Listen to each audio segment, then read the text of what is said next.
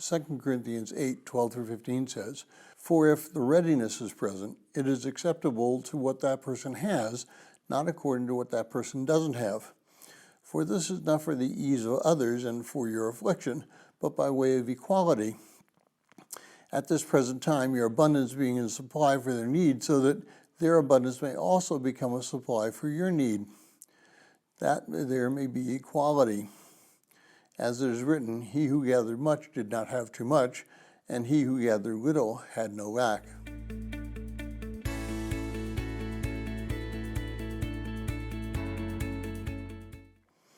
Well, if you're joining us in reading through this 6-day reading plan, today's reading is 2 Corinthians chapters 8 and 9, and I encourage you to read that passage.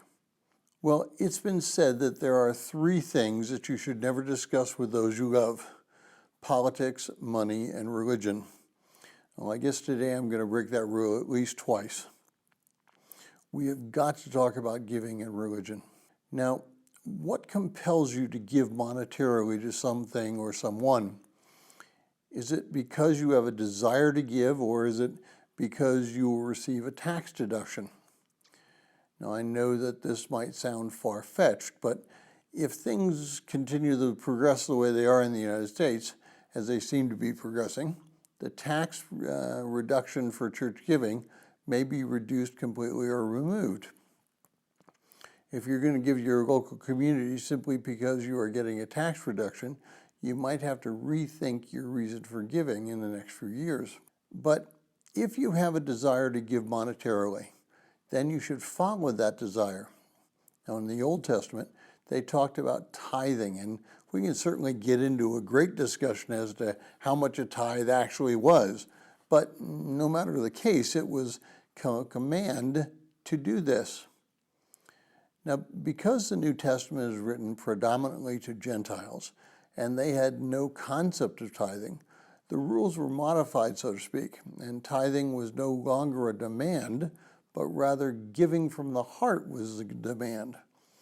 And again, we can argue that point, but it is indisputable that Paul here is addressing a personal desire, not necessarily a required giving amount. Now, when we make a commitment to give, we should give. When we make a commitment to do something, the religious side of this debate, we should follow through on that commitment. And too many of us have the idea that we do not have to keep our word if circumstances demand that we change it. God may be allowing that certain situation to go through and so that we might grow in our faith and in our trust of Him. We can only fail the test if we give in to the temptation to modify something that is based on circumstances. But that also means that when we do make a commitment, we should not make it based on emotions or circumstances. For example, one of the hardest advertisements that I see on television are the advertisements asking for money for children's hospitals. Now, who doesn't want to help that situation?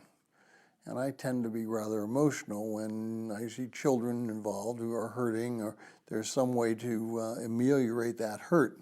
But if I gave each time that advertisement came on television, I'd be in serious trouble. I must determine without emotions what I'm going to do. Am I going to pray and give, or am I just going to pray? Now, giving is a two-way street. You give so that you might both bless a person, and you also might be blessed by the gift. Once a commitment is made, do everything possible to fulfill that commitment.